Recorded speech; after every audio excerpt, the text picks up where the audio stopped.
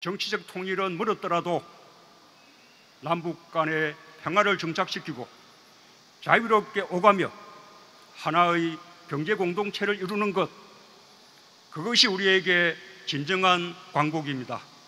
국제기관의 연구에 따르면 향후 30년간 남북 병협에 따른 경제적 효과는 최소한 170조 원에 이를 것으로 전망합니다. 철도와 도로의 연결은 한반도 공동번영의 시작입니다.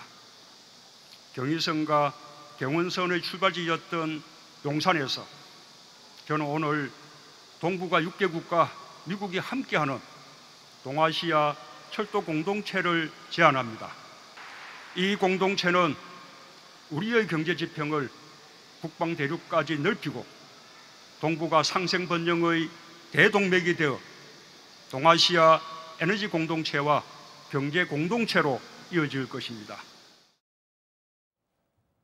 자, 오늘의 뉴스 현장으로 들어가 보겠습니다. 노동일 교수, 김종배 시사평론가, 그리고 조혜진 전 의원 함께합니다. 세 분 어서 오십시오.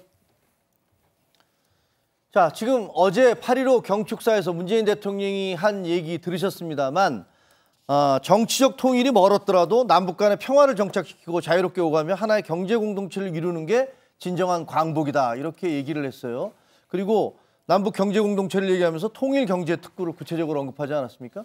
예, 어제 저도 뭐 광복절 정치사 들어봤습니다만 20여 분 하셨죠? 네. 네, 그런데 그 가운데서 이제 어떤 단어가 몇 번 나온지 이렇게 꼽아 보니까 평화가 21번 나왔고요. 가장 많이 나왔죠. 네. 그리고 경제가 19번 나왔고 남북 17번, 비핵화 7번 이렇게 나왔습니다. 이걸 이렇게 키워드를 연결해 보면 아무래도 이제 평화를 기반으로 한 이제 경제 번영, 네. 남북 간 경제 번영, 이게 이제 가장 구체적인 키워드인 것 같고요. 그 평화를 기반으로 한 경제에 되면 결국 남북 협력이 되지 않습니까? 남북 관계가 좋아져야 하고, 그런데 그 전제가 바로 비핵화다, 이렇게 얘기할 수 있을 것 같습니다. 그러니까 일단 뭐 철도, 도로 연결 같은 그 경제 협력으로 한반도 평화 구축을 앞당긴다. 그래서 공동 번영을 한다. 그러나 역시 북한의 비핵화가 전제되어야 한다. 이런 어떤 얘기를 하신 것 같습니다. 접경 지역에 통일 경제 특구를 설치하겠다라는 것은 지금 파주나든가 개성을 연결하는 그 지역에다 특구를 만들고, 그다음에 동해 그 금강산 올라가는 그쪽에도 특구를 만들어서 결과적으로는 개성공단 비슷한 걸 만들어서 남북한 근로자 노동자들 왔다 갔다 할 수 있게 하겠다, 뭐 이런 얘기 아니에요? 네, 그렇습니다. 이제 우리가 성급하게 이제 통일을 먼저 얘기하기보다는 기본적으로 경제 협력을 바탕으로 해서 그것이 이제 장기적으로 어떤 평화와 통일을 앞당기도록 하겠다, 이런 얘기인데요. 접경적, 특히 이제 강원도와 경기도 지역에 이런 어떤 그 개성공단이라든지 이런 것과 비슷한 특구를 많이 만들겠다는 겁니다. 그리고 현재도 개성공단이 지금 운영되고 있었는데 중단됐지 않습니까? 네. 그러니까 그것은 바로 이제 개성공단도 여건이 허락하면 이제 재개하겠다, 이런 의지도 표현한 것이라고 볼 수 있고요.